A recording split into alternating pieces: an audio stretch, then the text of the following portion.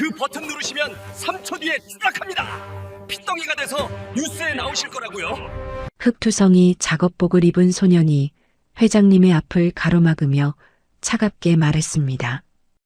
뭐라고? 너 지금 나 협박하는 거야? 왕태산 회장은 괘씸한 마음에 경호원들을 부르려 했죠. 하지만 소년은 이미 거대한 오한말을 머리 위로 번쩍 치켜들고 있는 게 아니겠어요? 쾅! 끔찍한 굉음과 함께 엘리베이터 제어판이 박살나고 말았습니다. 바로 그 순간이었어요. 오지끈 하는 소름 끼치는 금속음이 들려오더니 엘리베이터 와이어가 툭 하고 끊어져 버렸죠. 평생을 믿어온 최첨단 안전 시스템이 회장님을 죽음으로 내몬 순간이었습니다. 그런데 아무도 몰랐던 그 죽음의 징조를 어떻게 이 흑수저 소년만 알고 있었을까요? 이야기 시작 전 구독과 좋아요로 온기를 더해주세요. 어디서 듣고 계신지 댓글 남겨주시면 계신 그곳으로 건강과 평안의 기운을 가득 담아 보내드리겠습니다. 2026년 1월 15일 기록적인 한파가 몰아치던 겨울날이었습니다. 대왕건설이 야심차게 짓고 있는 신축 백화점 대왕타워 건설 현장은 그야말로 냉동 창고나 다름없었죠. 살을 애는 칼바람이 앙상한 철골 구조물 사이를 윙윙거리며 휘젓고 다녔어요. 그 살벌한 현장 한복판에 칠순을 넘긴 노인 한 명이 홀로 서 있었습니다.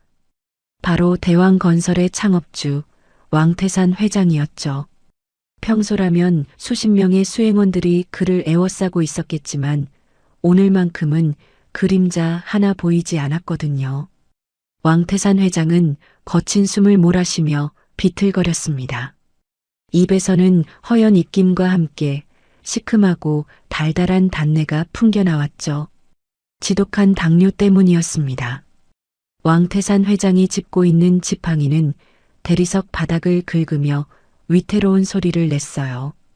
젊은 시절 흙지게를 지고 날아다니던 전설의 미장공. 왕태산도 흐르는 세월 앞에서는 어쩔 도리가 없었던 모양입니다. 72살의 늙은 사자는 이제 제 몸 하나 가누기도 버거운 이빨 빠진 호랑이가 되어 있었으니까요. 왕태산 회장은 욱신거리는 허리를 두드리기 위해 잠시 멈춰 섰습니다. 오래된 직업병인 척추관 협착증이 추운 날씨 탓에 뼈마디를 갉아먹는 듯한 통증을 안겨주었거든요. 하지만 왕태산 회장이 멈춘 진짜 이유는 통증 때문만이 아니었죠. 발밑이 미끄러웠기 때문입니다. 그가 신고 있는 안전화는 밑창이 다 달아빠진 낡은 것이었어요. 수천억 원을 가진 재벌 회장이 신기에는 너무나 초라한 신발이었지만 왕태산 회장에게는 가장 편한 친구 같은 존재였죠. 세준이 이 녀석 도대체 어디로 오라는 거야? 왕태산 회장은 떨리는 손으로 스마트폰을 꺼내 들었습니다. 아들인 왕세준 사장이 보낸 문자 메시지를 다시 한번 확인했죠. 아버지, 이번에 도입한 최첨단 인공지능 안전 시스템입니다. 보안상 수행원 없이 혼자 오셔서 직접 확인해 주세요. 아들의 그 말이 왠지 모르게 찜찜했습니다. 하지만 핏줄을 믿지 않으면 누굴 믿겠냐는 생각에 왕태산 회장은 경호팀을 모두 물리고 이곳까지 온 것이었어요. 그런데 뭔가 이상한 기분이 드는 게 아니겠어요? 왕태산 회장은 20층 높이의 텅 빈 건물 안을 둘러보았습니다. 적막강산이었죠. 오직 들리는 건 창문도 없는 구멍으로 들어와 울어대고 있는 귀신 같은 바람소리뿐이었습니다.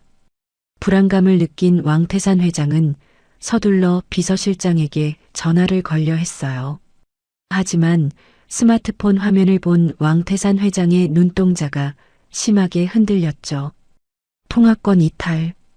안테나가 단 한 칸도 뜨지 않았던 겁니다. 분명 서울 한복판인데 전화가 터지지 않는다니 말도 안 되는 일이었어요. 왕태산 회장의 등줄기로 식은땀이 주르륵 흘러내렸습니다. 그때였죠. 지잉 하는 기계음과 함께 천장에 달려있던 조명들이 일제히 꺼져버리는 게 아니겠어요? 순식간에 사방이 암흑천지로 변해버렸습니다. 그리고 어디선가 감정 없는 기계적인 안내 방송이 울려 퍼지기 시작했죠. 보안구역 침입자 발생. 모든 출입구를 봉쇄합니다. 인공지능 경비 시스템 가동. 왕태산 회장은 본능적으로 엘리베이터 쪽으로 몸을 돌렸어요. 어둠 속을 더듬거리며 간신히 엘리베이터 앞에 도착했지만 버튼은 이미 먹통이 되어 있었죠. 아무리 눌러도 붉은색 불만 깜빡일 뿐 문은 열리지 않았습니다. 왕태산 회장은 그제야 깨달았어요. 이것은 단순한 고장이 아니었습니다. 자신의 아들이 파놓은 완벽하고 치밀한 덫이라는 사실을 말이죠. 세준이 내 놈이 감히. 왕태산 회장은 닫힌 엘리베이터 문을 주먹으로 쾅쾅 두드렸습니다.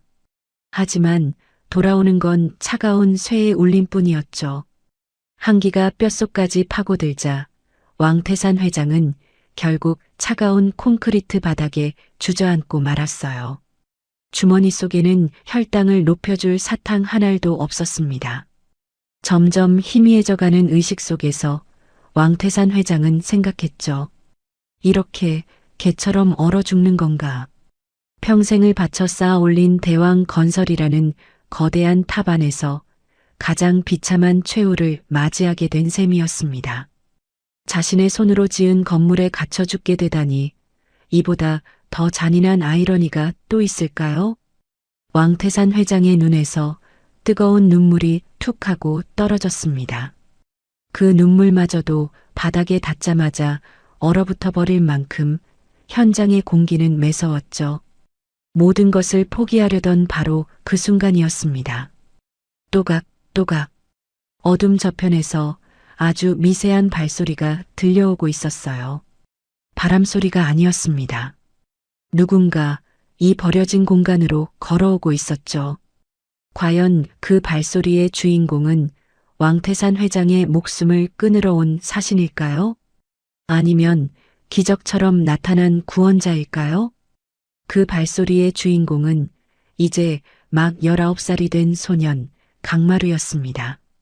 남들은 대학 캠퍼스를 꿈꾸며 설레어할 나이였지만 마루의 손에는 펜 대신 거친 목장갑이 끼워져 있었죠.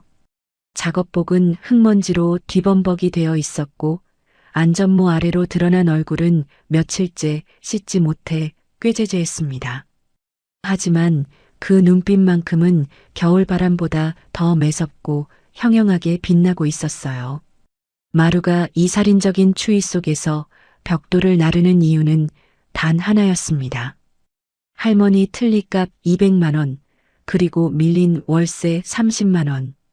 부모님 대신 자신을 키워준 할머니가 이가 다 빠져 밥을 물에 말아 드시는 걸 더는 볼 수 없었거든요. 그래서 마루는 일당 15만 원을 주는 이 위험한 현장에 제 발로 들어온 것이었습니다. 그런데 자재를 짊어지고 복도를 걷던 마루가 갑자기 걸음을 뚝 멈춰 섰습니다. 마루가 왼쪽 무릎을 감싸쥐며 짧은 신음소리를 뱉어냈죠. 마치 송곳으로 뼈를 후비는 듯한 날카로운 통증이 밀려왔기 때문입니다. 관절염이 아니었어요. 이것은 마루만이 가진 아주 기이하고도 고통스러운 능력이었습니다. 건물이 아프면 마루의 몸도 똑같이 아파오는 신체화 반응이었죠. 마루는 본능적으로 알 수 있었습니다. 지금 이 통증은 단순한 근육통이 아니라 건물의 뼈대가 비명을 지르고 있다는 신호라는 것을요. 마루는 짊어지고 있던 벽돌 지게를 내려놓고 차가운 콘크리트 벽에 귀를 갖다 댔습니다. 눈을 감고 집중하자 윙윙거리는 바람소리 너머로 미세한 진동이 느껴졌죠. 울고 있네. 철근이 울고 있어. 마루의 미간이 좁혀졌습니다. 3층 기둥 어딘가에 눈에 보이지 않는 미세한 균열이 생기고 있다는 뜻이었으니까요. 그대로 두면 이 거대한 백화점은 모래성처럼 무너져 내릴 게 뻔했습니다. 마루는 즉시 현장 사무소로 달려갔어요. 따뜻한 난로 앞에서 꾸벅꾸벅 졸고 있던 김 소장을 흔들어 깨웠습니다. 소장님, 큰일 났습니다. 3층 기둥 쪽에서 이상한 진동이 느껴져요. 당장 작업 중지하고 확인해 봐야 합니다. 하지만 김 소장의 반응은 싸늘하기 그지없었죠. 그는 귀찮다는 듯 하품을 하며 마루를 위아래로 훑어보았습니다. 야, 강 반장. 너 지금 잠꼬대하냐? 거기가 어떤 콘크리트를 쓴 곳인데 균열이가? 제 무릎이 쑤신다고요. 비 오기 전이랑 느낌이 다릅니다. 이건 철근이 부족해서 생기는 진동이에요. 마루의 다급한 외침에 김 소장의 얼굴이 붉게 달아올랐습니다. 짝! 날카로운 파열음과 함께 마루의 고개가 옆으로 돌아갔죠. 김 소장이 마루의 뺨을 세게 올려붙인 겁니다. 이 미친 새끼가 내일 모레가 오픈인데 어디서 재수없게 헛소리를 짓거려. 너 당장 꺼져. 일당이고 뭐고 없으니까. 마루는 입안에서 터진 비릿한 피 냄새를 삼켰습니다. 주먹을 꽉 쥐었지만 할머니의 얼굴을 떠올리며 참아내야만 했어요. 여기서 쫓겨나면 당장 이번 달 월세를 낼 방법이 없었거든요. 결국 마루는 아무 말 없이 고개를 숙이고 다시 현장으로 돌아올 수밖에 없었습니다. 속이 텅 빈 강정 같은 건물. 그 안에서 마루는 다시 묵묵히 벽돌을 날랐습니다. 하지만 무릎의 통증은 점점 더 심해져 이제는 걸을 때마다 식은땀이 흐를 지경이었죠. 마루는 잠시 쉬기 위해 자재가 쌓여있는 비상구 계단 쪽으로 향했습니다. 그곳은 일반 인부들의 출입이 통제된 VIP 전용 구역과 연결된 곳이었어요. 평소라면 얼씬도 하지 않았을 곳이지만 오늘은 왠지 모르게 그쪽에서 불길한 기운이 강하게 뿜어져 나오고 있었거든요. 마루가 조심스럽게 비상구 문을 열었을 때였습니다. 어둠 속에 주저앉아 있는 한 노인의 뒷모습이 보였습니다. 바로 왕태산 회장이었죠. 하지만 마루의 시선은 노인에게 머물지 않았습니다. 마루의 시선은 노인의 머리 위 팽팽하게 당겨져 있는 엘리베이터 와이어를 향해 고정되어 있었죠. 그 순간 마루의 귓가에 끔찍한 환청이 들려왔습니다. 마치 거대한 짐승이 줄을 끊어내듯 툭, 투둑하는 파열음이 말이에요. 그것은 단순한 기계 고장의 소리가 아니었습니다. 누군가 의도적으로 죽음을 부르기 위해 설치해둔 차가운 사리의 소리였죠. 어둠 속에서 웅크리고 있는 노인을 발견한 건 순전히 마루의 동물적인 감각 덕분이었습니다. 왕태산 회장은 비상구 구석에 처박혀 사시나무 떨듯 덜덜 떨고 있었죠. 그 천하의 대왕 건설 회장이라고는 도저히 믿기지 않을 만큼 초라하고 비참한 몰골이었어요. 마루는 작업용 랜턴을 비추며 노인에게 다가갔습니다. 할아버지, 여기서 뭐 하세요? 이 구역은 아직 난방도 안 들어와서 위험합니다.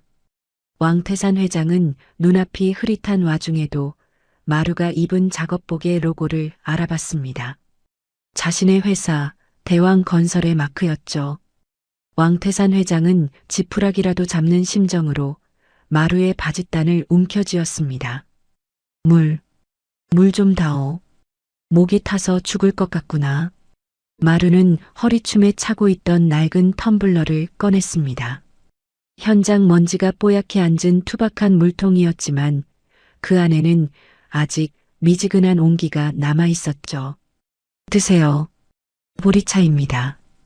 왕태산 회장은 체면도 잊은 채 마루가 건넨 물을 허겁지겁 들이켰습니다.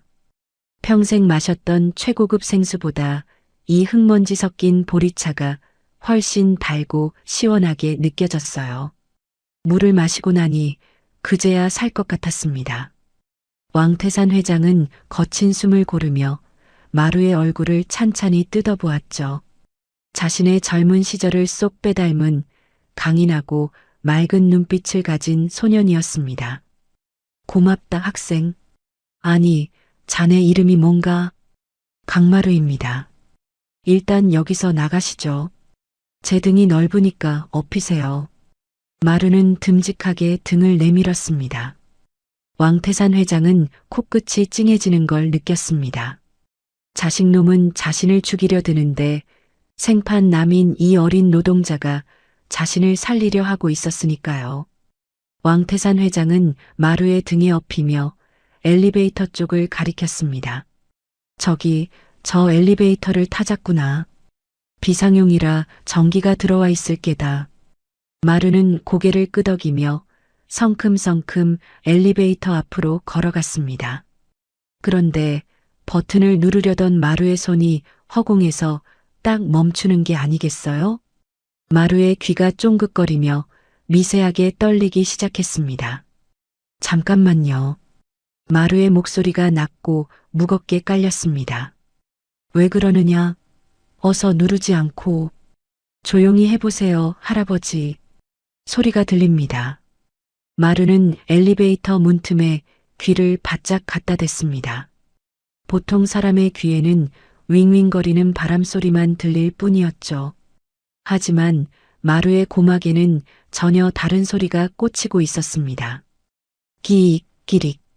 그것은 아주 높은 고주파음이었습니다. 마치 팽팽하게 당겨진 바이올린 줄을 날카로운 칼날로 아주 천천히 긁어대는 듯한 소름 끼치는 소리였죠. 마루의 등줄기에 서늘한 소름이 돋아났습니다. 이건 정상적인 기계음이 아니었습니다. 금속 와이어가 한 가닥씩 끊어지며 비명을 지르고 있는 소리였으니까요. 하지만 왕태산 회장은 답답한 마음에 마루의 어깨를 툭툭 쳤습니다. 이보게 무슨 소리가 들린다는 거야? 내 귀엔 아무것도 안 들리는데. 마루는 대답 대신 주머니를 뒤적거렸습니다. 그리고 동전 하나를 꺼내 들었죠. 500원짜리 동전이었습니다. 일하다 목이 마르면 자판기 커피를 뽑아 먹으려고 아껴둔 마루에게는 아주 소중한 돈이었어요. 할아버지, 잘 들어보세요. 마루는 500원짜리 동전을 엘리베이터 문틈 사이의 좁은 공간으로 툭 하고 떨어뜨렸습니다. 챙그랑 하는 맑은 소리가 나야 정상이었죠. 하지만 칠흑 같은 승강로 아래로 떨어진 동전은 전혀 예상치 못한 소리를 냈습니다.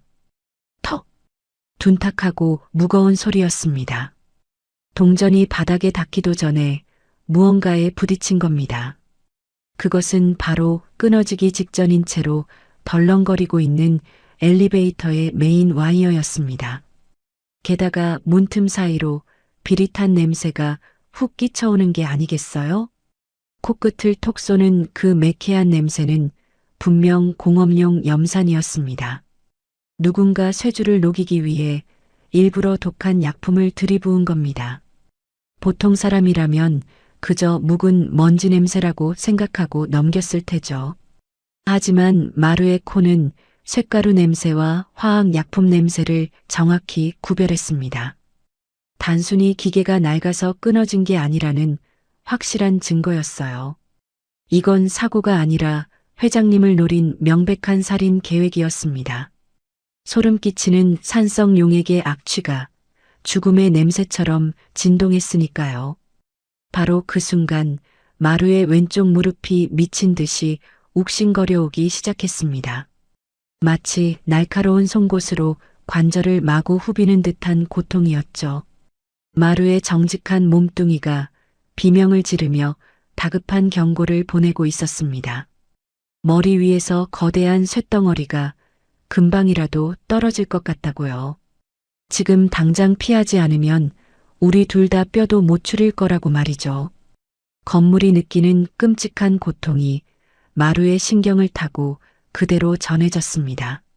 식은땀이 비 오듯 쏟아지고 다리가 후들거려 서 있기도 힘들었죠. 마루의 무릎은 다가오는 죽음을 가장 먼저 감지하고 있었던 겁니다. 마루의 얼굴이 순식간에 하얗게 질려버렸습니다. 타면 안 됩니다. 이건 고장이 아니에요. 마루는 왕태산 회장을 업은 채 뒷걸음질을 쳤습니다. 누군가 와이어를 반쯤 썰어놨어요. 이 문이 열리는 순간 카가 통째로 추락할 겁니다. 왕태산 회장은 자신의 귀를 의심했습니다. 설마 아들놈이 이렇게까지 치밀하게 자신을 죽이려 했을까요? 바로 그때였습니다. 띵동 하는 맑은 도착음과 함께 엘리베이터 층수 표시 등에 불이 들어왔습니다. 마치 어서 타라고 유혹하듯이 문이 스르르 열리기 시작했죠. 과연 그 열린 문 너머에는 살 길이 있었을까요? 아니면 마루의 경고대로 입을 쩍 벌린 지옥이 기다리고 있었을까요? 띵동 하는 맑은 도착음이 칠흑 같은 어둠을 갈랐습니다. 엘리베이터 문이 스르르 열리자 눈부신 비상 조명이 쏟아져 나왔죠. 왕태산 회장은 안도의 한숨을 내쉬며 마루의 등에서 내려오려 했어요. 하지만 열린 문 앞에 서 있는 건 구원자가 아니었습니다. 검은 정장을 입은 건장한 사내 셋이 험악한 표정으로 서 있었기 때문이죠. 그들은 왕세준 사장이 보낸 경호팀, 아니 해결사들이었어요. 가장 앞에 선 우두머리가 비릿한 미소를 지으며 입을 열었습니다. 회장님, 여기 계셨습니까? 한참 찾았습니다. 그 목소리에는 존경심이라곤 눈꼽만큼도 없었죠. 오히려 먹잇감을 발견한 짐승의 섬뜩한 살기만이 번들거리고 있었으니까요. 왕태산 회장은 본능적으로 뒷걸음질 쳤습니다. 자네들 세준이가 보냈나? 내 발로 갈 테니 비키게 해. 아이고 회장님, 다리가 편찮으시지 않습니까? 저희가 모시겠습니다. 우두머리가 눈짓을 하자 뒤에 있던 사내들이 왕태산 회장의 양팔을 거칠게 낚아챘죠. 부축이 아니라 짐짝처럼 끌고 가려는 모양새였습니다. 그들의 목적지는 너무나도 분명했어요. 와이어가 끊어지기 직전인 저 죽음의 엘리베이터 아니었으니까요. 이거나 놓으란 말이야. 왕태산 회장이 버둥거렸지만 늙은 노인의 힘으로는 역부족이었습니다. 그때였죠. 마루가 왕태산 회장의 앞을 단단한 바위처럼 가로막고 나선 게 아니겠어요? 그 손 놓으시죠. 회장님은 안 타십니다. 마루의 낮은 목소리가 지하 주차장의 냉기보다 더 차갑게 울려 퍼졌습니다. 우두머리가 기가 차다는 듯 헛웃음을 터뜨렸죠. 뭐야? 이 거지 같은 노가다꾼은? 비켜, 안 그러면 다친다. 못 비킵니다. 저것 타면 죽어요. 줄이 다 끊어졌다고요. 마루의 외침에 우두머리의 미간이 찌푸려졌습니다. 비밀을 들켰다는 당혹감과 귀찮은 파리가 꼬였다는 짜증이 동시에 스쳤거든요. 이 새끼가 눈치가 빠르네. 우두머리는 망설임 없이 주먹을 휘둘렀습니다. 퍽! 둔탁한 타격음과 함께 마루의 고개가 옆으로 획 돌아갔죠. 입안이 터져 비릿한 피맛이 확 느껴졌어요. 하지만 마루는 쓰러지지 않았습니다. 오히려 입가에 흐르는 피를 손등으로 쓱 닦아내며 무섭게 사내들을 노려봤죠. 마루의 시선이 벽면 공구함에 기대어 있던 낡은 물건 하나에 꽂혔습니다. 자루가 반질반질하게 달아빠진 육중한 오한마였어요. 마루는 번개같이 몸을 날려 오한마의 자루를 움켜쥐었죠. 묵직한 쇠덩어리의 무게감이 손바닥을 타고 전해져 왔습니다. 경고했습니다. 더 다가오면 저도 가만 안 있습니다. 마루가 오한마를 고쳐 잡으며 으르렁거렸죠. 미친놈이 그걸로 우릴 치게? 쳐봐. 칠 수 있으면 쳐보라고.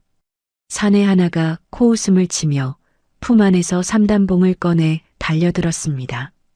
슉! 허공을 가르는 삼단봉을 마루는 가볍게 고개를 숙여 피했어요. 그리고 망설임 없이 오한마를 휘둘렀죠. 목표는 머리가 아니었습니다. 마루의 오한마는 정확하게 사내의 발등을 향해 떨어졌으니까요. 쿵! 아! 뼈가 부서지는 끔찍한 소리와 함께 사내가 비명을 지르며 바닥을 굴렀습니다. 동료가 쓰러지자 남은 두 사내의 눈이 뒤집혔죠. 이 새끼가 죽고 싶어 환장했나? 우두머리가 왕태산 회장을 밀쳐두고 잭나이프를 꺼내 들었습니다. 은색 칼날이 비상 조명을 받아 섬뜩하게 번뜩였어요. 왕태산 회장이 공포에 질려 소리쳤죠. 학생, 도망쳐. 칼이다, 칼. 하지만 마루는 물러서지 않았습니다. 오히려 오한마를 방패처럼 앞세우고 사내들의 품으로 파고들었죠. 19년 동안 흙지개를 지며 다져진 실전 압축 근육이 폭발했습니다. 마루는 칼을 든 우두머리의 손목을 오한마 자루로 강하게 내리쳤어요. 딱! 칼이 힘없이 바닥으로 떨어졌죠.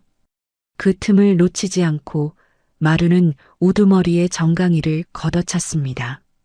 거구의 사내가 힘없이 꼬꾸라졌어요. 순식간에 상황이 역전된 겁니다. 엘리베이터 앞에서 벌어진 난투극은 처절하고도 치열했죠. 하지만 놈들은 끈질겼습니다. 쓰러진 사내 하나가 마지막 발악으로 왕태산 회장의 발목을 잡아채는 게 아니겠어요? 못 가. 같이 죽어.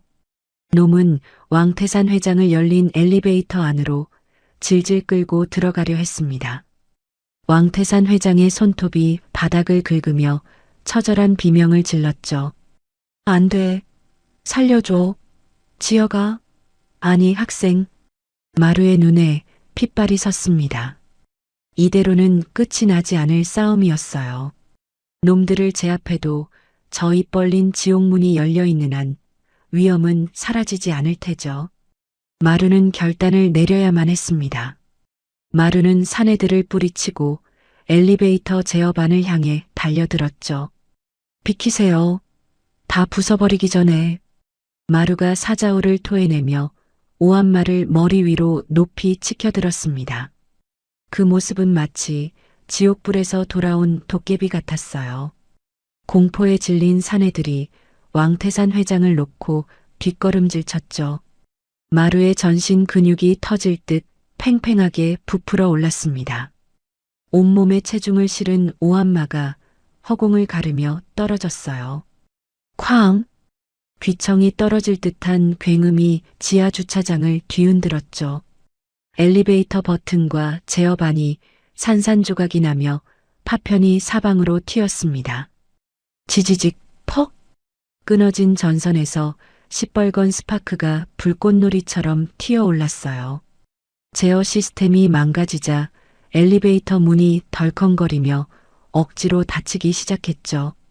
그리고 바로 그 순간이었습니다. 우지끈 마지막 한 가닥 남았던 와이어가 충격을 이기지 못하고 끊어져 버렸어요. 슝! 엘리베이터 카가 중력에 이끌려 지하 깊은 곳으로 추락해버렸죠. 1초, 2초, 3초. 콱광! 발밑 깊은 곳에서 건물이 통째로 울리는 듯한 묵직한 진동이 전해져 왔습니다. 마치 지진이라도 난 듯 바닥이 요동쳤어요. 만약 저 안에 타고 있었다면 뼈 한 조각도 찾지 못했을 끔찍한 충격이었죠. 사내들은 입을 떡 벌린 채 닫혀버린 엘리베이터 문만 멍하니 바라보았습니다. 자신들이 저지를 뻔한 일이 얼마나 무시무시한 짓이었는지 그제야 실감한 듯 했죠. 왕태산 회장은 털썩 주저앉아 덜덜 떨리는 손으로 가슴을 움켜쥐었습니다. 심장이 터질 듯 쿵쾅거렸어요. 방금 전까지 자신이 서 있던 자리가 흔적도 없이 사라져버렸던 겁니다. 죽음의 문턱에서 돌아온 노인은 천천히 고개를 들어 자신을 구해준 소년을 바라보았죠. 마루는 거친 숨을 몰아쉬며 부서진 제어반 앞에 서 있었습니다. 손에 들린 오한마 끝에서 뚝뚝 하고 피가 떨어지고 있었어요. 놈들과 싸우다 찢어진 상처에서 흐르는 피였죠. 하지만 마루는 아픔도 잊은 듯 왕태산 회장을 향해 뚜벅뚜벅 걸어왔습니다. 그리고 자신의 더러워진 작업 조끼를 벗어 떨고 있는 회장의 어깨에 덮어주었죠. 괜찮으십니까? 많이 놀라셨죠. 그 투박하지만 따뜻한 목소리에 왕태산 회장은 참았던 눈물을 왈칵 쏟고 말았습니다. 자신의 아들은 죽이려 했고 남인 이 소녀는 목숨을 걸고 살려냈으니까요. 이 기막힌 운명의 장난 앞에서 과연 왕태산 회장은 어떤 선택을 하게 될까요? 아들에게 죽을 뻔한 회장님과 그를 구한 흙수저 소년. 지독한 흙먼지가 가라앉자 지하 주차장에는 무거운 정적만이 감돌았습니다. 도망친 경호원들이 남기고 간 발자국만이 방금 전에 치열했던 사투를 증명하고 있었죠. 왕태산 회장은 멍하니 엘리베이터가 사라진 텅 빈 구멍을 바라보았습니다. 자신의 분신과도 같았던 대왕 건설이 한순간에 거대한 무덤처럼 느껴졌거든요.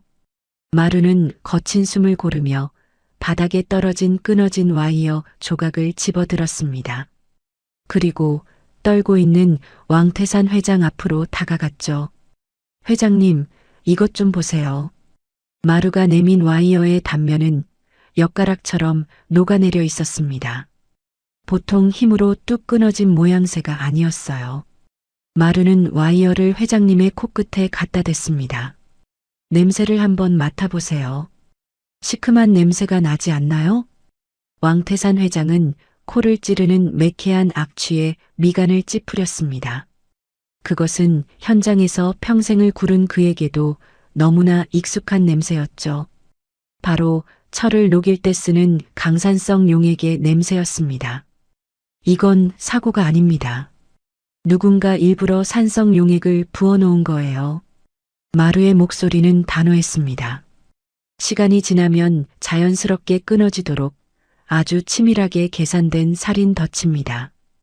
그 말을 듣는 순간 왕태산 회장의 머릿속에 아들의 얼굴이 스쳐 지나갔습니다. 아버지, 보안상 수행원 없이 혼자 오세요. 아들이 보냈던 문자 메시지가 비수가 되어 가슴에 꽂혔죠. 믿고 싶지 않았지만 모든 증거가 한 사람을 가리키고 있었습니다. 자신의 피를 물려받은 유일한 혈육, 왕세준 사장이었으니까요. 왕태산 회장의 손이 사시나무 떨듯 격하게 떨려왔습니다. 세준이, 내 놈이 어떻게 나한테 이럴 수가 있어. 왕태산 회장은 차가운 바닥을 주먹으로 내리치며 오열했습니다. 평생을 바쳐 회사를 키우고 자식을 위해 모든 걸 희생해 왔는데 말이에요. 돌아온 것은 따뜻한 밥 한 끼가 아니라 끔찍한 죽음의 덫이었다는 사실이 뼈에 사무쳤습니다. 늙은 사자의 통곡 소리가 텅 빈 지하 주차장에 구슬프게 울려 퍼졌죠. 그 모습은 천하를 호령하던 재벌 회장이 아니라 자식에게 버림받은 힘없는 노인의 모습일 뿐이었습니다. 마루는 묵묵히 그 모습을 지켜보았습니다. 섣불리 위로의 말을 건네기엔 노인이 겪은 배신의 깊이가 너무나 깊어 보였거든요. 대신 마루는 입고 있던 낡은 작업 조끼를 벗어 왕태산 회장의 어깨에 다시 한번 단단히 덮어주었습니다. 일어나십시오. 여기 계속 계시면 몸 상하십니다. 그 투박한 손길에서 왕태산 회장은 기이한 온기를 느꼈습니다. 친자식은 자신을 차가운 콘크리트 바닥에 버렸는데 생판 남인 이 소녀는 자신의 체온을 나눠주고 있었으니까요. 왕태산 회장은 젖은 눈으로 마루를 올려다보았습니다.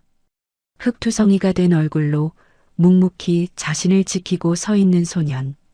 그 눈빛 속에서 왕태산 회장은 잊고 있었던 자신의 젊은 날을 보았습니다. 가진 건 없어도 심지 하나는 굳건했던 50년 전의 왕태산이 그곳에 서 있었죠. 왕태산 회장은 떨리는 손으로 마루의 거친 손을 꽉 잡았습니다. 그 손은 거칠고 딱딱했지만 그 어떤 비단결보다 따뜻하고 믿음직스러웠습니다. 자네 이름이 강마루라고 했나? 왕태산 회장이 갈라진 목소리로 물었습니다. 네, 그렇습니다. 마루군, 나 좀 도와주게. 지금 내 곁엔 아무도 없어. 왕태산 회장의 눈빛이 절박함으로 이글거렸습니다. 돈도 명예도 핏줄도 다 소용없었습니다. 지금 이 순간 자신의 목숨을 맡길 수 있는 사람은 오직 이 소년뿐이라는 걸 본능적으로 깨달았죠. 내 눈과 귀가 되어주게. 저 따위 썩어빠진 기계들 말고 자네의 그 감각이 필요해. 왕태산 회장은 주머니에서 명함 지갑을 꺼내려다 멈칫했습니다. 그리곤 대신 자신의 손목에 차고 있던 낡은 전자시계를 풀었죠.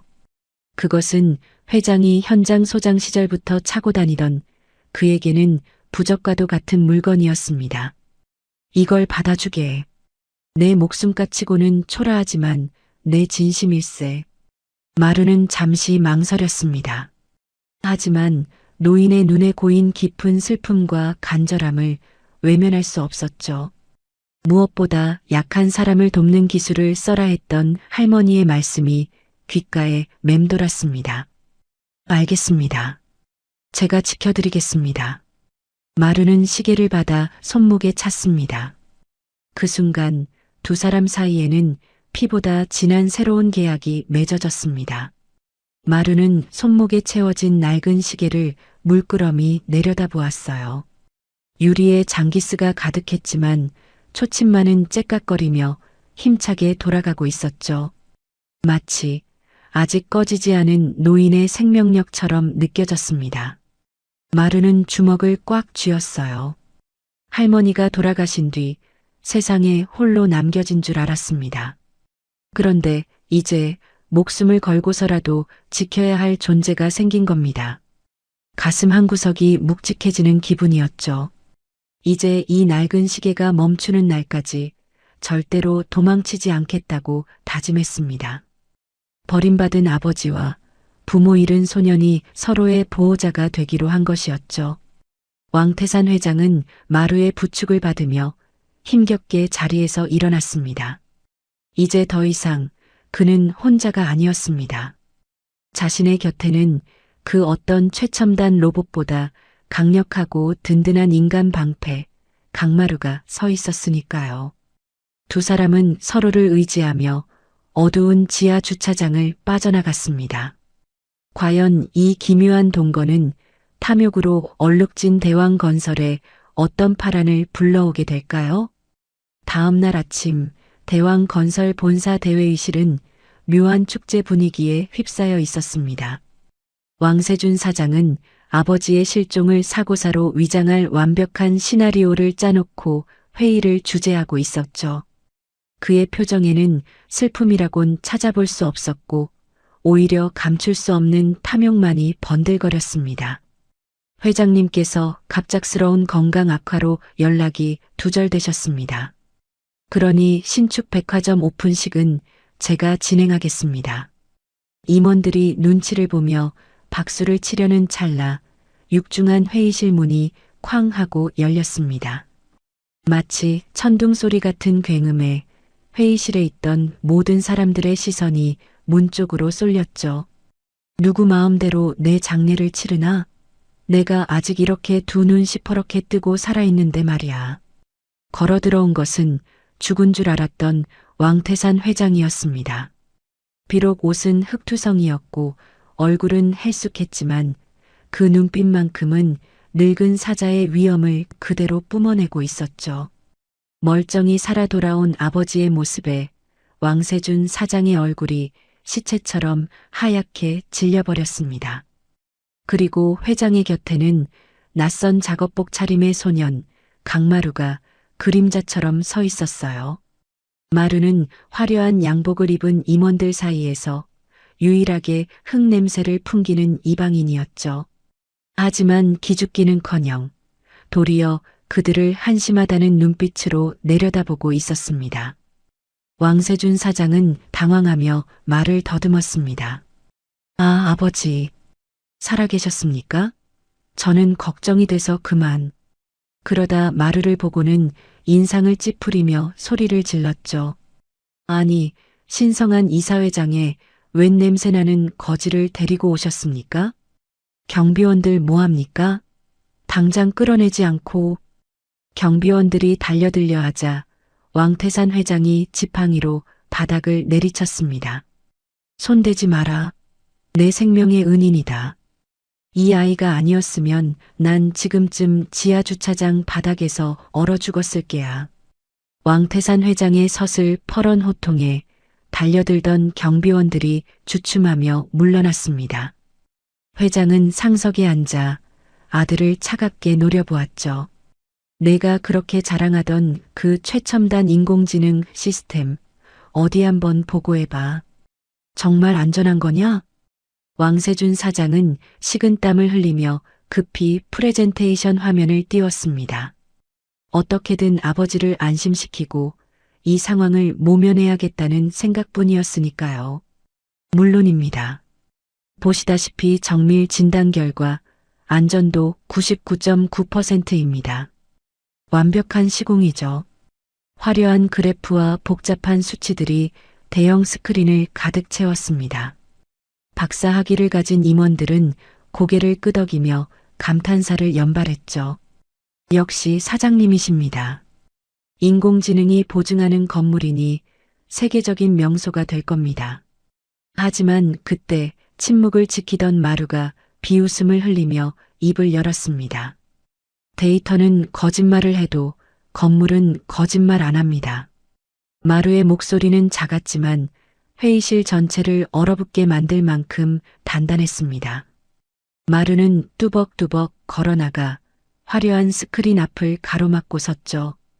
값비싼 카펫 위로 마루의 낡은 안전화에서 떨어진 흙모래가 툭툭 떨어졌습니다.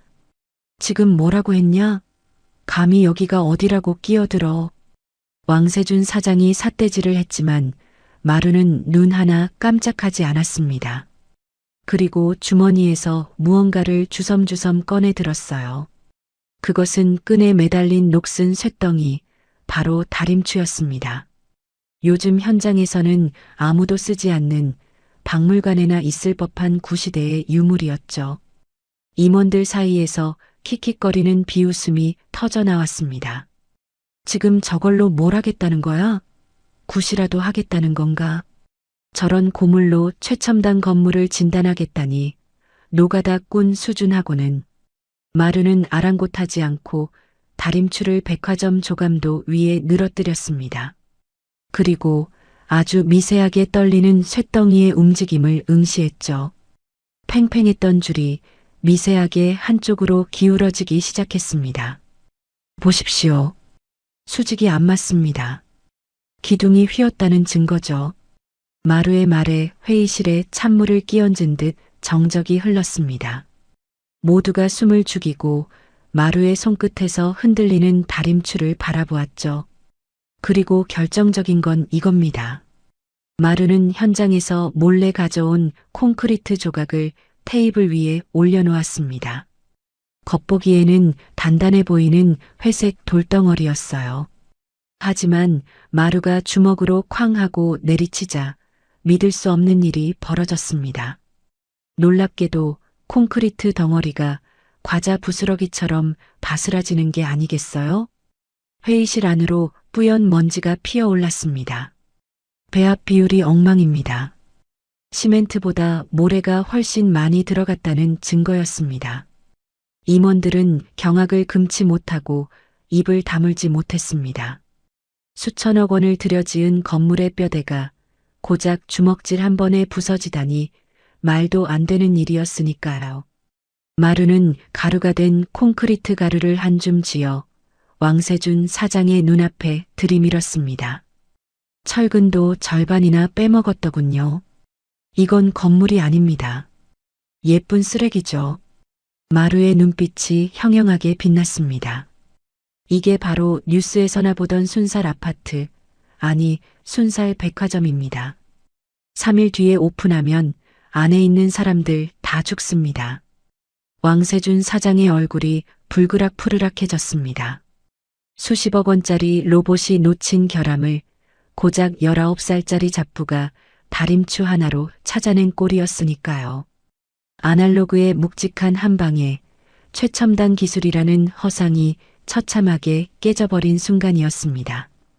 과연 왕세준 사장은 이 명백하고도 치명적인 증거 앞에서도 또 다른 거짓말을 늘어놓을 수 있을까요?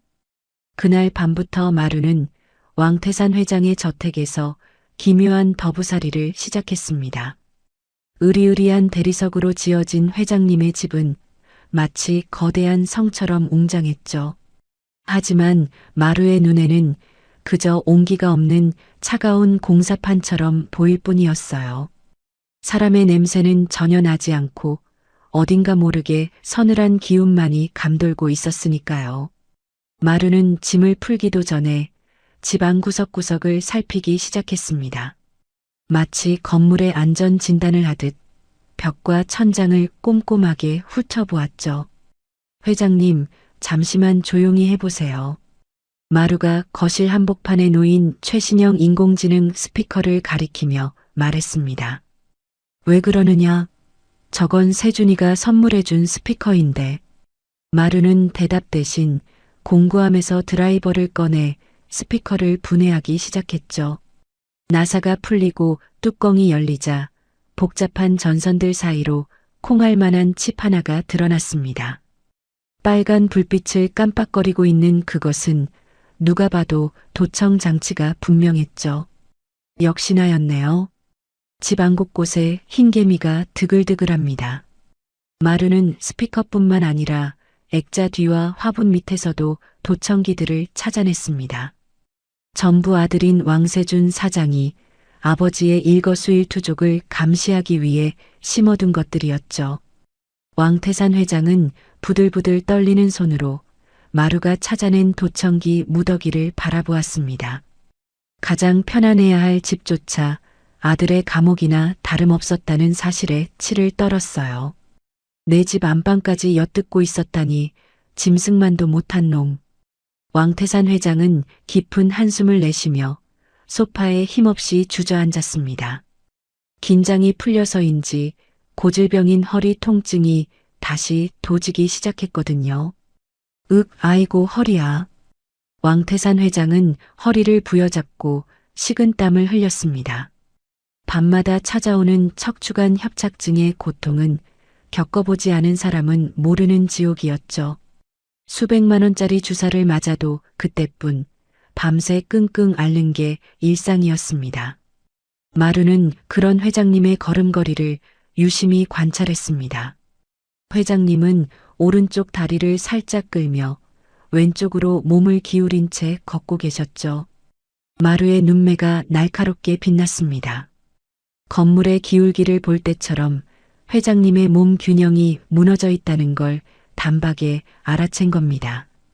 회장님, 잠깐 실내화 좀 벗어보세요. 마루는 회장님이 신고 있던 고급 가죽 실내화를 받아들었습니다. 그리고 바닥을 뒤집어 닳아버린 밑창의 모양을 확인했죠.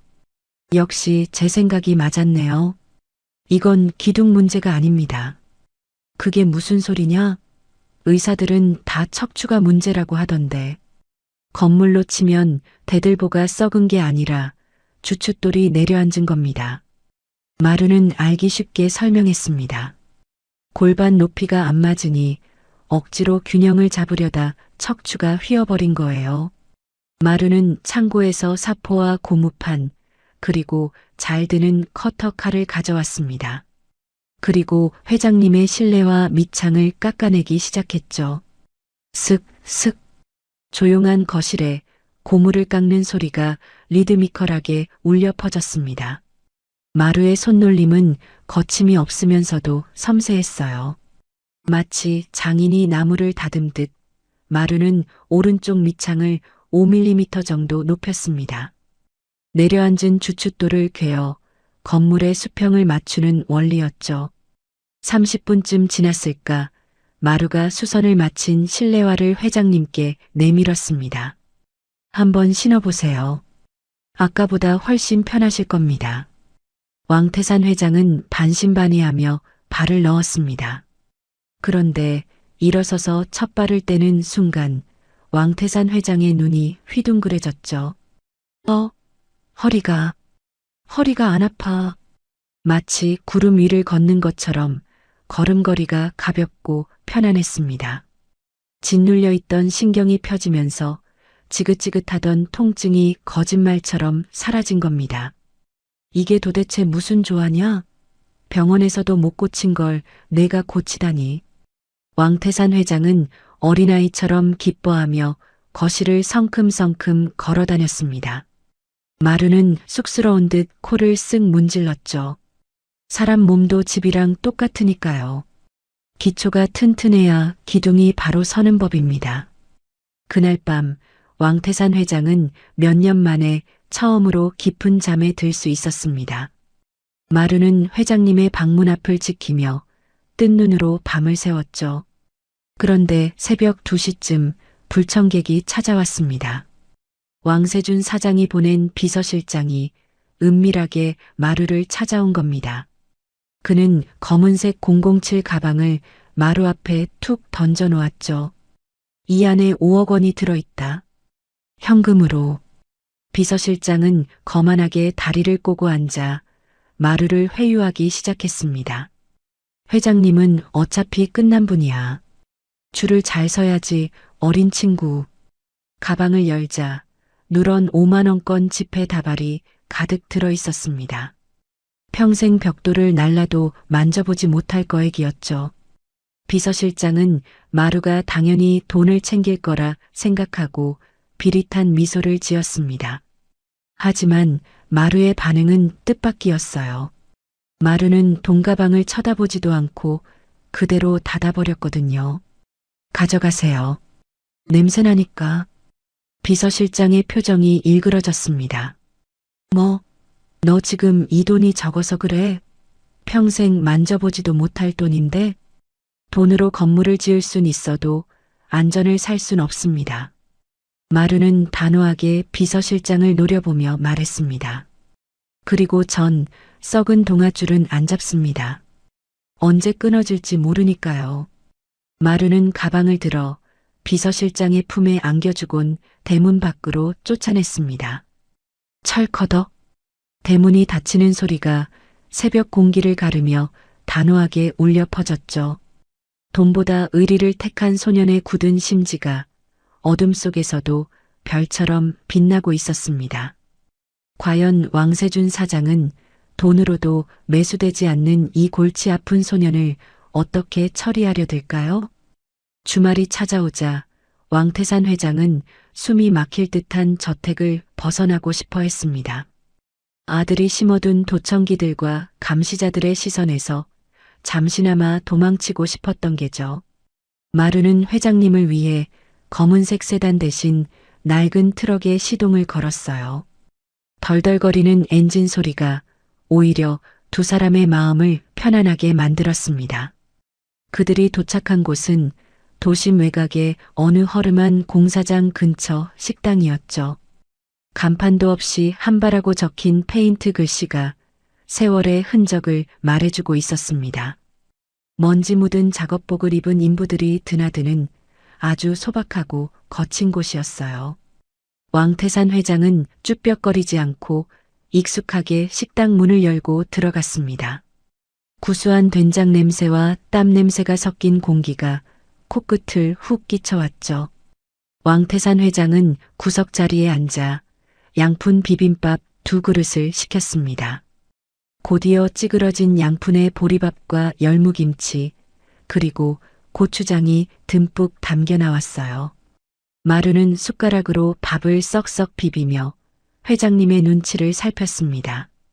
평생 사내진미만 드셨을 분이 이런 거친 음식을 드실 수 있을까 걱정이 되었거든요. 하지만 그건 마루의 쓸데없는 기우에 불과했습니다. 왕태산 회장은 소매를 걷어붙이고 누구보다 맛있게 밥을 먹기 시작했으니까요. 볼이 미어 터져라 밥을 밀어넣는 모습이 영락없는 현장 인부의 모습이었죠. 매콤한 고추장 맛이 입안을 가득 채우자 왕태산 회장의 눈가가 붉어졌습니다. 매워서가 아니었어요. 가슴 밑바닥에서 뜨거운 무언가가 울컥하고 치솟아 올랐기 때문입니다. 맛있다. 정말 맛있어. 왕태산 회장은 밥알을 씹으며 목이 메어 말을 잇지 못했습니다. 내가 50년 전 지게 지고 벽돌 나를 때 매일 먹던 바로 그 맛이야. 성공을 위해 앞만 보고 달리느라 까맣게 잊고 살았던 젊은 날의 맛이었죠. 돈으로 처바른 호텔 코스 요리보다 이 투박한 비빔밥이 훨씬 더 가슴을 울렸습니다. 왕태산 회장은 눈물을 훔치며 숟가락을 내려놓았습니다. 그리고 품 안에서 아주 조심스럽게 무언가를 꺼내 테이블 위에 올렸죠. 낡은 신문지에 겹겹이 쌓여 있는 물건이었습니다. 마루가 궁금한 눈으로 바라보자 왕태산 회장은 떨리는 손으로 포장을 풀었어요. 그 안에서 나온 건 보석도 금괴도 아니었습니다. 손때가 새까맣게 묻은 아주 낡고 녹슨 미장용 흑손 하나였죠. 이게 내가 보일세. 대왕 건설을 처음 세울 때 내가 쥐고 일했던 첫 연장이지. 왕태산 회장은 흑손을 어루만지며 회상에 잠겼습니다. 이 흑손 하나로 시멘트를 바르고 벽을 세워 지금의 제국을 건설했던 겁니다. 하지만 아들인 왕세준 사장은 이 흑손을 더럽다고 쓰레기통에 버리려 했었죠. 그날의 상처가 떠올라 왕태산 회장의 표정이 씁쓸해졌습니다. 마루야, 내가 한번 잡아보겠니? 왕태산 회장은 흑손을 마루에게 건네주었습니다. 마루는 경건한 마음으로 두 손으로 흑손을 받아들었죠. 그리고 자연스럽게 손잡이를 움켜쥐었습니다.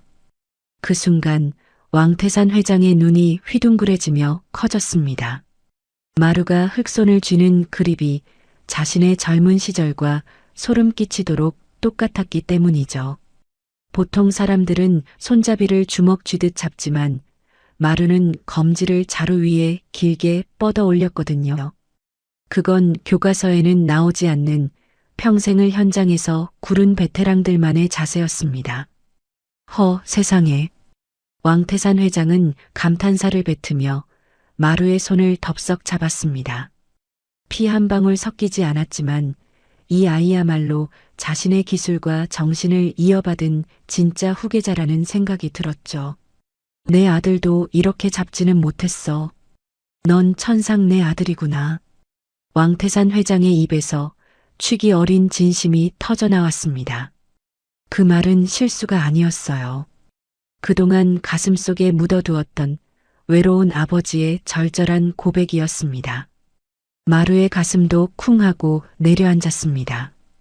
고아로 자라며 한 번도 들어보지 못한 아들이라는 단어가 귓가를 맴돌았죠.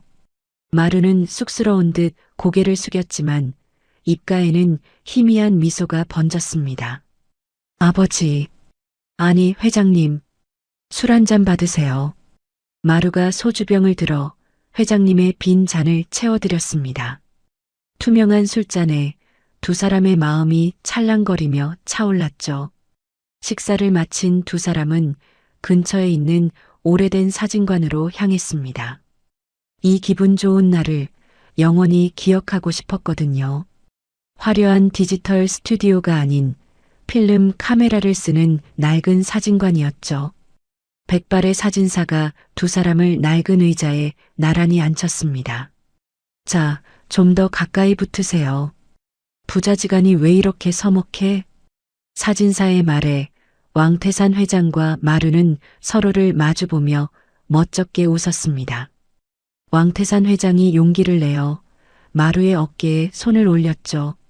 마루도 거부하지 않고 회장님의 쪽으로 고개를 살짝 기울였습니다.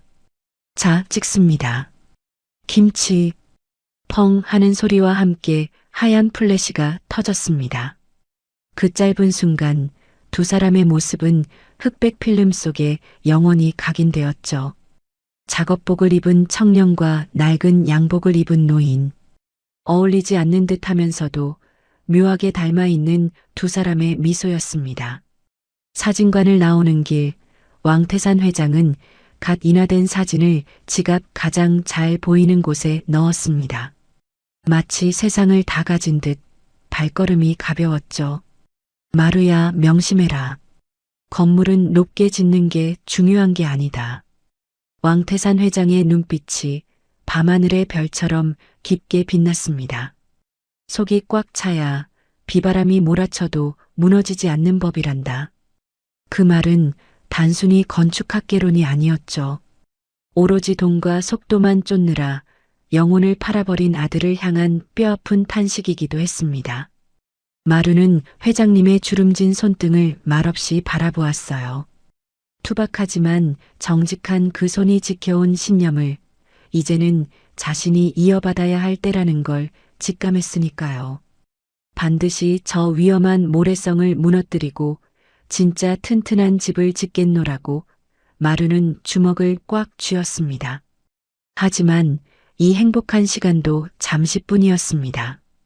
저 멀리 보이는 대왕타워의 화려한 불빛이 곧 닥쳐올 거대한 재앙을 예고하고 있었으니까요. 과연 두 사람은 이 따뜻한 추억을 가슴에 품고 다가오는 파국을 막아낼 수 있을까요? 2026년 1월 18일 드디어 운명의 날이 밝았습니다. 대왕타워 그랜드 오픈식 현장은 화려한 축제 분위기로 들썩이고 있었죠. 하늘에는 오색 풍선이 날아다니고 정문 앞에는 구름대 같은 인파가 몰려들었어요. 하지만 그 화려함 뒤에는 끔찍한 음모가 도사리고 있었습니다. 가장 높은 곳 19층 VIP 룸에는 왕태산 회장이 감금되어 있었으니까요. 왕세준 사장은 아버지를 휠체어에 묶어둔 채 창밖을 가리키며 비릿하게 웃었습니다. 보세요, 아버지. 제가 만든 제국입니다. 이제 대왕 건설의 주인은 접니다. 왕태산 회장은 분노로 몸을 떨었지만 약 기운 때문에 손가락 하나 까딱할 수 없었죠.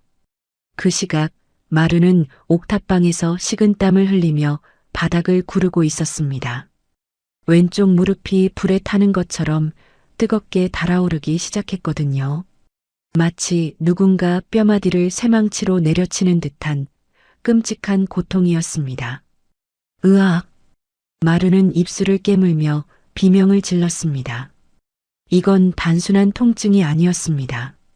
저 멀리 떨어져 있는 대왕타워가 살려달라고 보내는 처절한 구조 신호였죠. 건물의 하중을 견디지 못한 기둥들이 지금 이 순간 비틀어지고 있다는 증거였습니다. 무너진다. 지금 무너지고 있어. 마루는 터질 듯한 무릎을 부여잡고 억지로 몸을 일으켰습니다. 지금 당장 가지 않으면 회장님은 물론이고 수많은 사람들이 매몰될 게 뻔했으니까요. 마루는 낡은 배달용 오토바이에 시동을 걸었습니다. 부르릉 하는 거친 엔진 소리가 골목길을 뒤흔들었죠. 마루는 헬멧끈을 단단히 조여매고 엑셀을 끝까지 당겼습니다. 오토바이가 총알처럼 튀어나갔습니다. 도로 위를 질주하는 마루의 눈앞에 거대한 덤프트럭 2대가 나타났어요. 왕세준 사장이 마루를 막기 위해 배치해둔 길막용 트럭들이었습니다. 트럭들은 도로를 완전히 가로막은 채 비켜줄 생각을 하지 않았죠. 멈춰. 이 앞은 못 지나간다. 트럭 기사들이 창밖으로 고개를 내밀고 욕설을 퍼부었습니다. 하지만 마루는 브레이크를 잡지 않았습니다. 오히려 핸들을 꺾어 도로 옆에 있는 공사장 흙더미 쪽으로 돌진했죠. 미친, 저기서 점프를 하려고. 기사들이 경악하며 소리쳤습니다. 마루의 오토바이는 흙더미를 도움닫기 삼아 허공으로 붕 떠올랐습니다. 마치 한 마리의 성난 독수리처럼 트럭 머리 위를 가볍게 뛰어넘어 버렸죠. 쿵 하는 소리와 함께 착지한 마루는 뒤도 돌아보지 않고 다시 질주했습니다. 백화점이 가까워질수록 마루의 무릎 통증은 기절할 듯 심해졌습니다. 이제는 뼈가 으스러지는 소리가 귓가에 들릴 지경이었죠. 현장에 도착한 마루의 눈에 믿을 수 없는 광경이 펼쳐졌습니다. 겉보기에는 멀쩡해 보이는 건물 외벽 유리에 거미줄 같은 금이 가기 시작한 겁니다. 찌지직 쩍 유리가 비명을 지르며 갈라지는 소리가 축하 음악 소리에 묻혀버렸죠. 아무도 그 불길한 징조를 눈치채지 못하고 있었습니다. 마루는 오토바이에서 뛰어내려 로비 안으로 달려들어갔습니다. 대피하세요. 건물이 무너집니다. 다 나가라고요. 마루가 목이 터져라 소리쳤지만 사람들은 미친 사람 보듯 쳐다볼 뿐이었어요. 보안 요원들이 호루라기를 불며 마루에게 달려들었습니다. 거기 당신, 여기서 소란 피우면 안 됩니다. 하지만 그때였습니다. 쾅! 천장에서 거대한 샹들리에가 바닥으로 떨어져 박살이 났습니다. 순식간에 로비는 아수라장으로 변해버렸죠. 사람들의 비명소리가 터져나왔습니다. 야, 뭐야, 지진이야? 도망쳐. 건물이 흔들려. 이건 지진이 아니었습니다. 철근을 빼먹은 기둥들이 더 이상 무게를 버티지 못하고 주저앉기 시작한 겁니다. 순살 백화점의 저주가 현실이 되는 순간이었죠. 건물 전체가 우웅하고 울기 시작했습니다. 마루는 쏟아지는 파편을 피하며 비상계단 쪽으로 몸을 날렸습니다.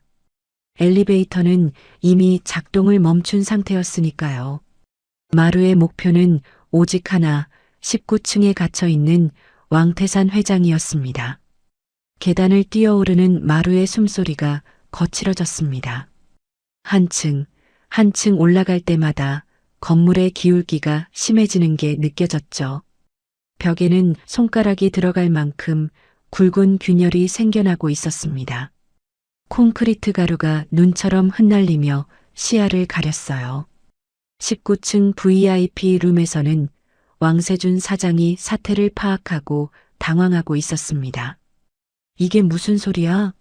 설마 정말 무너지는 거야? 그가 자랑하던 최첨단 시스템 화면에는 온통 붉은색 경고등만 깜빡거리고 있었죠. 붕괴 위험, 즉시 대피하십시오. 왕세준 사장은 허둥지둥 출구 쪽으로 달려갔습니다. 하지만 굳게 닫힌 자동문은 꿈쩍도 하지 않았어요. 열리란 말이야. 내가 사장인데 왜 안 열려? 왕세준 사장이 발로 문을 찼지만 소용없었습니다.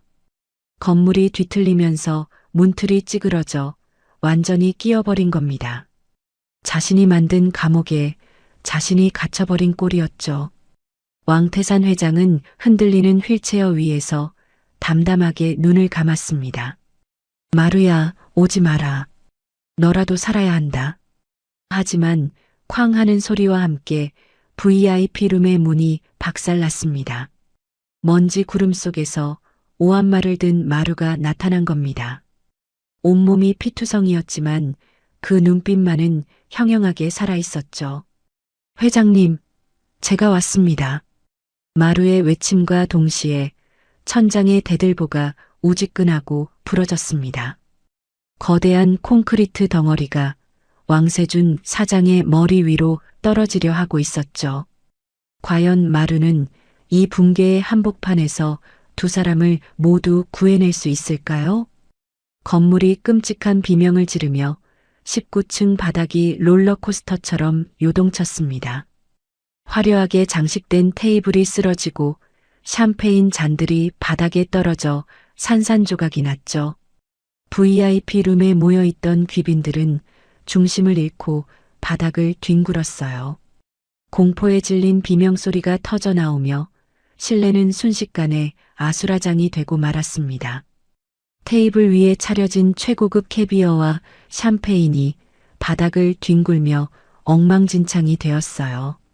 평소라면 우아하게 건배를 했을 귀빈들이 이제는 살려달라며 서로를 밀치고 발바대기 바빴죠. 수천만 원짜리 명품 구두가 벗겨지는 줄도 모르고 비상구 쪽으로 기어가며 비명을 질러댔습니다. 돈으로 쌓아 올린 품위와 체면이 죽음 앞에서는 종이 조각보다 못하다는 게 적나라하게 드러나는 순간이었어요. 그들이 자랑하던 부와 명예도 무너지는 콘크리트 아래에서는 아무런 방패막이가 되어주지 못했으니까요. 오히려 깨진 샹들리에 조각이 비수처럼 날아와 그들의 값비싼 옷을 갈기갈기 찢어놓을 뿐이었습니다. 탐욕의 파티장은 순식간에 생지옥의 아수라장으로 변해버리고 말았죠. 하지만 진짜 공포는 지진이 아니라 그 다음에 찾아왔습니다. 지잉 하는 소름 끼치는 기계음과 함께 모든 출입문에 시뻘건 경고등이 켜진 게 아니겠어요? 비상상황 발생, 최고 보안 등급 발령, 모든 출입구를 자동 봉쇄합니다. 그것은 왕세준 사장이 자랑하던 최첨단 인공지능 보안 시스템의 목소리였습니다. 아이러니하게도 외부의 침입을 막기 위해 설계된 그 시스템이 이제는 안에 있는 사람들을 가두는 강철 감옥이 되어버린 셈이었죠. 왕세준 사장은 미친 사람처럼 문으로 달려가 제어 패널을 주먹으로 쾅쾅 두드렸습니다. 열려. 당장 열리란 말이야. 내가 사장이야. 내가 명령한다고. 하지만 인공지능은 주인의 목소리를 인식하지 못했습니다. 건물이 뒤틀리면서 센서가 고장났고 시스템은 오직 매뉴얼대로 문을 꽉 잠가버린 상태였거든요. 왕세준 사장의 얼굴은 공포와 분노로 일그러져 악기처럼 흉측하게 변해 있었습니다. 그는 옆에 있던 의자를 들어 강화 유리창을 향해 힘껏 내던졌습니다. 와장창. 하지만 유리는 금방 갈 뿐 깨지지 않았어요. 오히려 튕겨나온 의자가 왕세준 사장의 정강이를 때려 그를 바닥에 나뒹굴게 만들었죠. 으악, 빌어먹을. 왜 아무것도 내 마음대로 안 되는 거야? 왕세준 사장은 바닥을 치며 짐승처럼 울부짖었습니다. 수천억 원을 가진 재벌이었지만 무너지는 콘크리트 상자 안에서는 그저 힘없는 쥐새끼에 불과했으니까요. 죽음의 공포가 목을 조여오자 왕세준 사장의 본성이 밑바닥까지 드러났습니다. 그는 휠체어에 묶여있는 아버지를 향해 핏발선 눈을 부라리며 소리쳤어요. 이게 다 저 늙은이 때문이야. 아버지가 재수없게 살아서 돌아오니까 내 백화점이 무너지는 거라고요. 페륜도 이런 페륜이 없었습니다. 자신이 철근을 빼돌려 지은 죄는 생각도 안 하고 모든 원망을 아버지에게 쏟아붓고 있었거든요. 왕태산 회장은 흔들리는 휠체어 위에서 그런 아들을 물끄러미 바라보았습니다. 슬픔인지 연민인지 모를 깊은 한숨이 노인의 입에서 터져나왔죠. 세준아, 건물이 무너지는 게 아니다. 내 욕심이 무너지는 게야. 닥쳐. 그 입 닥치라고. 난 안 죽어. 여기서 나가서 다시 시작할 거라고. 왕세준 사장은 아버지의 멱살을 잡고 흔들며 발악했습니다. 그 순간 천장에서 우지끈하는 소리가 나더니 거대한 균열이 뱀처럼 갈라지기 시작했어요. 하얀 석고가루가 눈처럼 쏟아져 내리며 시야를 뿌옇게 가렸습니다. 사람들은 머리를 감싸 쥐고 식탁 밑으로 기어 들어갔죠. 이제 정말 끝이라는 절망감이 19층 전체를 무겁게 짓눌렀습니다. 왕세준 사장도 다리에 힘이 풀려 털썩 주저앉고 말았습니다. 자신이 만든 이 화려한 감옥이 자신의 무덤이 될 줄은 꿈에도 몰랐을 테니까요. 왕세준 사장은 멍하니 벽면에 대형 스크린을 올려다보았습니다. 화면에는 여전히 세계 최고의 안전, 대왕타워라는 홍보 문구가 비웃듯이 번쩍거리고 있었죠. 자신이 직접 승인했던 그 문구가 이제는 자신의 숨통을 조여오는 유서처럼 느껴졌습니다. 이건 꿈이야. 말도 안 돼. 내가 누구인데? 그는 현실을 부정하며 머리카락을 쥐어뜯었습니다. 무언가 절감을 위해 빼돌린 철근값이 결국 자신의 목숨값이 되어 돌아올 줄은 정말 몰랐을 테니까요. 가장 높고 안전한 곳이라 자부했던 19층이 이제는 탈출조차 불가능한 가장 위험한 감옥이 되어버린 겁니다. 자신의 오만함이 만든 덫에 걸린 쥐새끼 꼴이 된 그는 공포에 질려 바지에 오줌을 지리고 말았습니다. 바로 그때였습니다. 굳게 닫힌 강철 문 밖에서 쾅, 쾅 하는 묵직한 타격음이 들려왔습니다. 건물이 무너지는 소리와는 다른 아주 규칙적이고 강력한 소리였죠. 마치 거인이 쇠망치를 들고 문을 부수는 듯한 소리였어요. 안에 있던 사람들의 시선이 일제히 문 쪽으로 쏠렸습니다. 쾅! 마지막 굉음과 함께 강철 문이 찌그러지며 안쪽으로 튕겨져 들어왔습니다. 자욱한 먼지 구름 사이로 누군가의 실루엣이 나타났죠. 피투성이가 된 작업복을 입고 손에는 거대한 오한말을 든 소년. 바로 강마루였습니다. 마루는 지옥에서 돌아온 귀신 같은 몰골을 하고 왕세준 사장을 노려보았습니다. 사장님, 체크아웃 시간입니다. 마루의 낮은 목소리가 무너지는 굉음 속에서도 또렷하게 울려 퍼졌습니다. 과연 마루는 이 아수라장 속에서 원수 같은 사장까지 구해낼 생각인 걸까요? 마루는 생각할 겨를도 없이 몸을 날렸습니다. 떨어지는 콘크리트 덩어리와 왕세준 사장 사이로 파고들었죠. 마루는 어깨로 왕세준 사장을 거칠게 밀쳐냈습니다. 쿵! 엄청난 굉음과 함께 방금 전까지 사장이 서 있던 자리가 박살이 났어요. 바닥에 구멍이 뻥 뚫릴 정도로 무시무시한 충격이었죠. 왕세준 사장은 바닥을 뒹굴며 비명을 질렀습니다. 으악! 죽어! 나 죽어! 먼지 구름 속에서 마루가 콜록거리며 일어났습니다. 온몸이 하얀 가루를 뒤집어 써서 마치 석고상처럼 보였죠. 왕세준 사장은 덜덜 떨며 마루를 올려다보았습니다. 자신이 죽이려 했던 놈이 자신을 구해줬다는 사실을 믿을 수 없었거든요. 너 왜 나를 미쳤어? 마루는 왕세준 사장의 멱살을 잡고 일으켜 세웠습니다. 그리고 차갑게 쏘아붙였죠. 착각하지 마십시오. 당신 살리려고 온 거 아닙니다. 마루의 눈빛이 짐승처럼 번뜩였습니다. 쓰레기도 재활용은 해야 하니까 일단 치워두는 겁니다. 마루는 왕세준 사장을 구석으로 던져버리고 휠체어로 달려갔습니다. 왕태산 회장은 먼지를 뒤집어 쓴 채 흐릿한 눈으로 마루를 바라보고 있었죠. 마루야, 정말 내가 온 거냐? 네, 제가 왔습니다. 늦어서 죄송합니다. 마루는 오한마로 휠체어를 묶은 쇠사슬을 내리쳤습니다. 챙그랑 사슬이 끊어지자 왕태산 회장이 마루의 품으로 쓰러졌어요. 하지만 감격해하고 있을 시간조차 없었습니다. 우지끈 또다시 천장이 내려앉으며 출구로 가는 통로가 끊어져 버렸으니까요.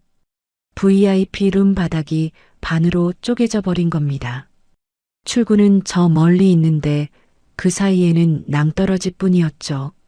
사람들은 발을 동동 구르며 울부짖었습니다. 길이 없어. 우린 다 죽었어. 바닥 아래는 까마득한 허공이었고 떨어지면 즉사였습니다. 절망적인 상황에서 마루의 눈이 번개처럼 주변을 훑었죠. 마루의 시선이 천장에서 덜렁거리고 있는 굵은 철근 하나에 꽂혔습니다. 건물이 부서지면서 드러난 앙상한 뼈대였어요. 마루는 망설임 없이 철근을 향해 점프했습니다. 그리고 원숭이처럼 매달려 끊어진 바닥 사이를 연결했죠. 자신의 몸을 다리처럼 만든 겁니다.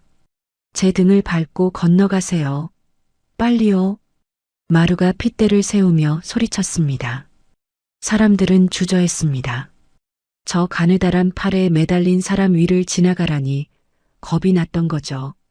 하지만 천장이 또 한 번 쿵 하고 내려앉자 선택의 여지가 없었습니다. 아, 빨리 비켜. 사람들이 서로를 밀치며 마루의 등 위로 올라타기 시작했죠. 마루의 입에서 억눌린 신음이 터져 나왔습니다. 크! 한 사람이 밟고 지나갈 때마다 어깨가 빠질 듯한 고통이 밀려왔거든요. 철근을 잡은 손바닥 가죽이 벗겨지고 피가 주르륵 흘러내렸습니다. 하지만 마루는 이를 악물고 버텼습니다. 자신은 단순한 다리가 아니었습니다. 사람을 살리는 세상에서 가장 튼튼한 인간 비계였으니까요. 귀빈들이 하나둘씩 안전한 곳으로 건너갔습니다. 그들은 살았다는 안도감에 뒤도 돌아보지 않고 도망쳤죠. 고맙다는 인사 한마디조차 없었습니다. 하지만 마루는 서운해하지 않았어요. 원래 비계란 건물이 다 지어지면 철거되는 잊혀지는 존재였으니까요. 이제 남은 건 왕태산 회장과 왕세준 사장뿐이었습니다. 왕세준 사장이 눈치를 보더니 아버지를 밀치고 먼저 기어왔습니다. 비켜요. 나부터 갈 거야. 내가 사장이라고. 정말 구제불능인 인간이었습니다. 마루는 혐오감에 치을 떨었지만 꾹 참아냈죠. 왕세준 사장은 마루의 등을 짓밟으며 허겁지겁 건너갔습니다. 심지어 미끄러지지 않으려고 마루의 상처 입은 어깨를 발굽으로 찍어 누르기까지 했어요. 으윽! 마루의 비명이 터져 나왔습니다. 뼈가 으스러지는 듯한 고통이었지만 마루는 손을 놓지 않았습니다. 아직 저편에 회장님이 남아 계셨으니까요. 왕세준 사장이 건너가자마자 마루는 고개를 돌려 외쳤습니다. 회장님, 어서 오세요. 시간이 없습니다. 왕태산 회장은 눈물을 흘리며 고개를 저었습니다. 안 된다, 마루야. 너까지 죽는다. 그냥 손 놓고 가라. 자신 때문에 이 어린아이가 희생되는 걸 볼 수 없었던 거죠. 하지만 마루는 흔들리지 않았습니다. 어서요. 제 팔 안 끊어집니다. 저는 미장공 강마루니까요. 그 외침에 왕태산 회장은 결심한 듯 기어왔습니다. 노인의 몸은 가벼웠지만 마루의 체력은 이미 한계였어요. 팔 근육이 경련을 일으키며 사시나무 떨듯 떨려왔습니다. 식은땀이 비오듯 쏟아져 시야를 가렸죠. 왕태산 회장이 마루의 등을 타고 마침내 건너편에 도착했습니다. 됐다. 마루야, 이제 넘어오너라. 왕태산 회장이 손을 뻗었습니다. 하지만 마루가 몸을 일으키려는 순간이었습니다. 우지끈. 마루가 잡고 있던 천장의 철근이 뿌리째 뽑혀버리고 만 겁니다. 마루의 몸이 허공으로 뚝 떨어졌습니다. 왕태산 회장의 비명이 터져 나왔죠. 마루야.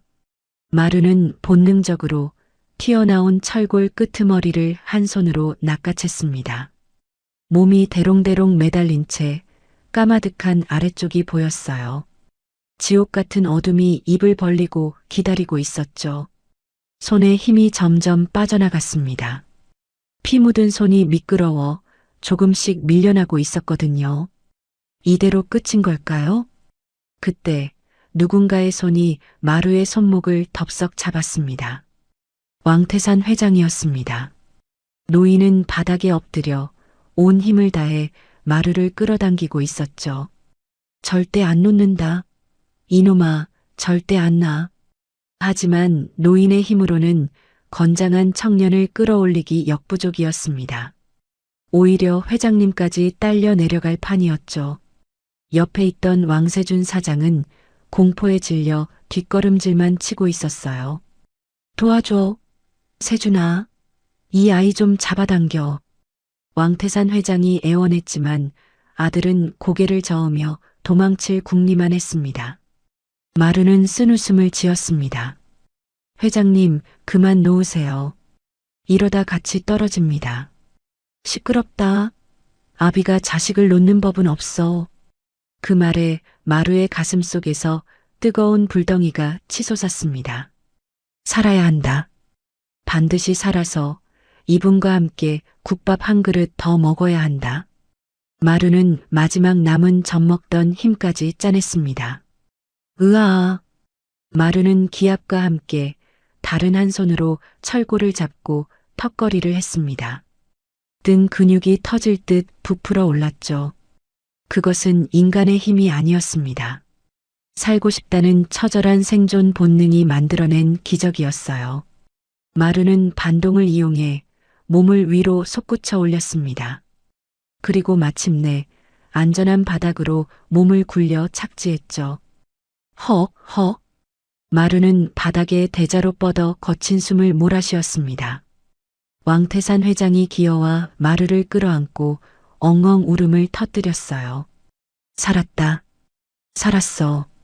하지만 감동의 재회도 잠시였습니다. 쿠구구구. 건물 전체가 거대한 배처럼 한쪽으로 기울기 시작했거든요. 19층이 무너져 내리는 건 시간 문제였습니다. 아직 그들은 꼭대기층에 갇혀 있었고 지상까지는 까마득했죠. 과연 그들은 이 무너지는 거대한 탑에서 살아서 땅을 밟을 수 있을까요? 우르르 쾅 하는 천지를 뒤흔드는 굉음과 함께 대왕 타워가 주저앉았습니다. 화려했던 19층 건물은 순식간에 거대한 콘크리트 무덤으로 변해버리고 말았죠. 자욱한 먼지 구름이 도시 전체를 집어삼킬 듯 피어올랐습니다. 하지만 그 끔찍한 폐허 속에서도 기적은 일어나기 마련이었어요. 마루와 왕태산 회장은 지하 3층에 있는 대피소인 코어 벽체 속에 살아있었으니까요. 건물이 무너질 때 가장 마지막까지 버티는 튼튼한 뼈대 안으로 숨었던 겁니다. 마루는 온몸으로 회장님을 감싸 안고 쏟아지는 파편들을 막아냈습니다. 어둠 속에서 두 사람은 서로의 심장 소리를 들으며 버텼죠. 살아있다는 것, 그 자체가 눈물겨운 감동이었습니다. 마침내 구조대의 불빛이 어둠을 가르고 들어왔습니다. 여기 생존자가 있다. 2명이다. 구조대원의 외침이 천사의 나팔 소리처럼 들려왔죠. 마루는 부축을 받으며 먼지투성이가 된 왕태산 회장과 함께 밖으로 나왔습니다. 쏟아지는 햇살이 그렇게 눈부실 수가 없었어요. 그리고 그들 뒤로 또 한 명의 생존자가 질질 끌려 나왔습니다. 바로 왕세준 사장이었죠. 하지만 그의 모습은 처참하기 그지없었습니다. 다리가 부러져 제대로 걷지도 못한 채 구조대원들에게 짐짝처럼 들려나오고 있었으니까요. 그는 카메라 플래시가 터지자 얼굴을 가리며 비명을 질러댔습니다. 찍지 마. 내가 누군지 알아? 나 대왕건설 사장이야. 아직도 자신이 사장인 줄 아는 그 오만함이 사람들의 분노를 샀죠. 곧이어 경찰들이 들이닥쳐 왕세준 사장의 손목에 차가운 수갑을 채웠습니다. 철컹. 그 소리는 탐욕의 제국이 몰락했음을 알리는 종소리와도 같았어요. 부실 시공 및 살인 미수 혐의로 긴급 체포합니다. 왕세준 사장은 발버둥 쳤지만 소용없었습니다. 그가 저지른 모든 죄악이 무너진 건물의 잔해 속에 고스란히 남아 있었으니까요. 사람들은 그를 향해 손가락질하며 욕설을 퍼부었습니다. 가장 높이 올라가려 했던 그는 결국 가장 낮은 곳으로 추락하고 만 겁니다. 사건 이후 왕태산 회장은 중대한 결단을 내렸습니다. 기자 회견장에 선 그는 평생 모은 전 재산을 피해자들에게 내놓겠다고 선언했죠. 모든 것은 제 불찰입니다. 죄송합니다. 왕태산 회장은 바닥에 머리를 찌우며 사죄했습니다. 그리고 대왕건설이라는 간판을 스스로 내려버렸어요. 부실과 탐욕으로 얼룩진 이름은 더 이상 세상에 존재할 가치가 없었기 때문이죠. 사람들은 노인의 진심 어린 눈물에 박수를 보냈습니다. 비록 회사는 사라졌지만 그의 명예는 지켜진 셈이었습니다. 1년이라는 시간이 훌쩍 지났습니다. 도심 외곽의 한적한 시골 마을에 작은 공사 현장이 하나 생겼어요. 바른 주택이라는 투박한 간판이 걸려 있었죠. 그곳의 주인은 바로 강마루였습니다. 마루는 더 이상 누더기 작업복을 입은 잡부가 아니었습니다. 어엿한 청년 도편수가 되어 현장을 진두지휘하고 있었으니까요. 자, 벽돌은 수평을 잘 맞춰야 합니다. 서두르지 마세요. 마루의 목소리에는 힘이 넘쳤습니다. 그리고 현장 한편에는 왕태산 회장이 뒷짐을 지고 흐뭇하게 웃고 있었죠. 그는 이제 회장님이 아니라 왕 반장님으로 불리고 있었습니다. 화려한 양복 대신 헐렁한 러닝 셔츠를 입고 인부들에게 새참을 날라주곤 했어요. 그 모습이 예전보다 훨씬 더 건강하고 행복해 보였죠. 마루는 짓고 있는 집의 기둥을 어루만져 보았습니다. 신기하게도 비가 오나 눈이 오나 무릎이 전혀 아프지 않았습니다. 좋은 자재를 쓰고 정직하게 지은 집이라 건물이 고통스러워하지 않았기 때문이죠. 건물의 평온함이 마루에게도 그대로 전해진 겁니다. 마루의 능력은 저주가 아니라 정직한 집을 짓게 만드는 나침반이었던 셈이었어요. 마루야, 새참 먹고 하자. 왕 반장님이 막걸리 주전자를 들고 소리쳤습니다. 마루는 활짝 웃으며 평상으로 달려갔습니다.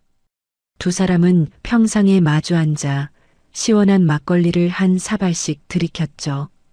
캬, 이 맛이지. 왕 반장님은 김치를 손으로 쭉 찢어 마루의 밥숟가락 위에 올려주었습니다. 그 투박한 손길에는 친부모보다 더 깊은 사랑이 담겨 있었어요. 두 사람은 이제 피를 나눈 가족보다 더 끈끈한 사이가 되어 있었으니까요. 그들이 짓고 있는 이 작은 집은 세상에서 가장 튼튼한 집이 될 겁니다. 철근이나 콘크리트보다 더 단단한 신뢰라는 재료로 지어지고 있었기 때문이죠. 어떤 비바람이 몰아쳐도 절대로 무너지지 않을 행복의 보금자리였습니다. 마루는 밤하늘에 떠오른 달을 보며 생각했습니다. 진정한 집이란 화려한 겉모습이 아니라 그 안에 사는 사람들의 마음이 편안한 곳이라고요. 왕태산 회장과 마루의 웃음소리가 밤하늘로 맑게 퍼져나갔습니다. 돈과 탐욕이 아닌 사람 냄새가 물씬 풍기는 진짜 건축 이야기는 이제부터 시작이겠죠? 여러분은 지금 어떤 집에 살고 계신가요? 혹시 화려함 속에 감춰진 위태로움보다는 투박하지만 따뜻한 온기가 그리우신가요? 비록 가진 것은 조금 부족해도 서로의 온기를 나누는 그곳이 바로 천국일 테죠. 썩은 욕심의 탑을 무너뜨리고 단단한 믿음의 집을 지은 두 사람의 앞날을 진심으로 응원합니다. 여러분도 마음속에 그 어떤 비바람에도 끄떡없는 튼튼한 사랑의 기둥 하나 세워보시는 건 어떨까요? 지금까지 무너진 세상에서 피어난 희망의 기록, 달봄 사연이었습니다.